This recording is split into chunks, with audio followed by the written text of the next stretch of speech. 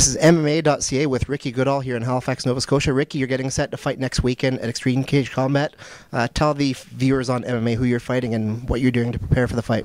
I'm fighting Jerome Martinez. He's 9-7 out of Jackson's MMA, I'm not really sure. They told us Jerome or Jeremy, sorry, when we called him, but it looks like Jerome, so I'm not sure which one it is. I don't think his manager really knows either, but. We've been training hard here. I was training to fight for a title the next day. Richard Arsenault got hurt, so we had to pull out of that, and we just kind of scrambled to find an opponent. So Martinez is taking it under short notice, and we're just doing what we always do and training hard. You're pretty fortunate that the event that you're fighting at Extreme Cage Combat is actually put on by your home club, Titans. Yeah, and I'm also the matchmaker for the event too. So I mean, I was the one that actually found my own opponent. Scrambled. We tried to find one all over Canada. We had no luck, and then we got a manager that had a couple of guys in New Mexico, and offered this guy, and we took him. You've been really active over the past few years. I've known you for quite a few years now, and when I first met you, you're quite a bit larger, and over the time you've whittled down yourself to now you're fighting at welterweight, 170 pounds. Is that something a few years ago where you envisioned you'd be now? Actually, I mean, originally I wanted to get to 185. That was my goal, my end goal. And then once we got there, we just kept going down, and we're going to keep trying to do that again.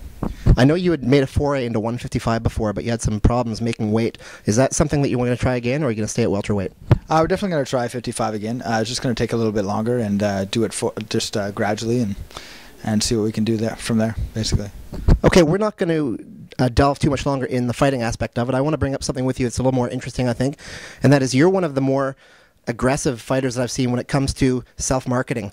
You're it seems to me, very self-aware when it comes to social media. You're on Facebook, you're on Twitter a lot, you've opened up your own store, you're very involved in marketing. Basically, from what I can see, Ricky Goodall is a brand.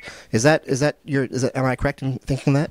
Absolutely. I mean, I think that every fighter should be treated that way, and if they can't do it for themselves, they should have a manager or somebody that can do it for them.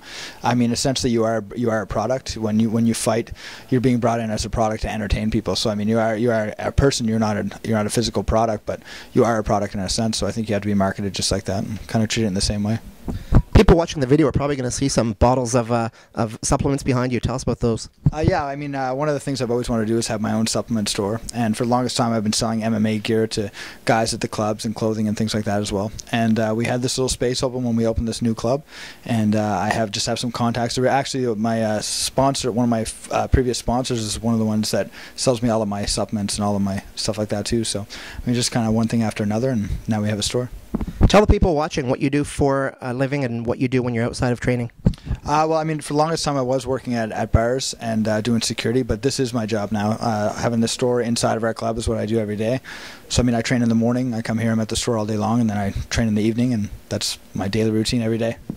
Assuming you walk out next weekend with your hand raised in victory, what are your plans for the future with mixed martial arts? Well, I mean, I'm still under contract with Instinct MMA. I have one more fight with them.